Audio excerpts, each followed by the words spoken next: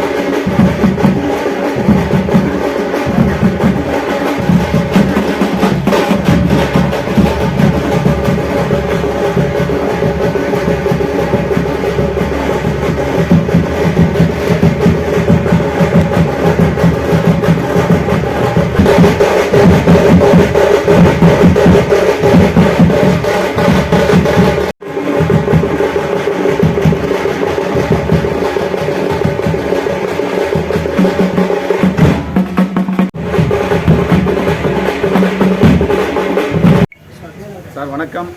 என் பேர் சுக்ரன் சங்கர். நான் முதல் படமான கடமை திரைப்படத்தை இயக்கியிருக்கேன். இந்த படம் தமிழகம் முழுவதும் சிறப்பாக போய்கிட்டு இருக்கு. இந்த படம் வெற்றி படமாக அமைஞ்சதில் சந்தோஷம். மக்கள் பேராதரவு கொடுத்துருக்காங்க, அதுக்கும் சந்தோஷம்.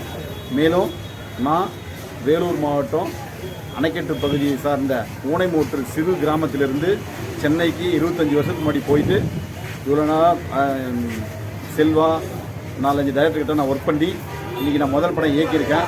பல போராட்டங்களுக்கு இடையில் இந்த படத்தை முதல் படமாக மக்கள் ஆதரவு கொடுத்துருக்காங்க, அதுக்கு முதல் நன்றி.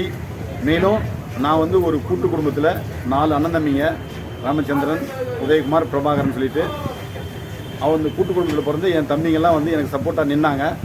அவங்களும் சப்போர்ட்டாக நின்னால நான் திரைப்படத்துறையில் நிலைச்சு நிற்க முடிஞ்சுது. அவங்களுக்கும் நன்றி.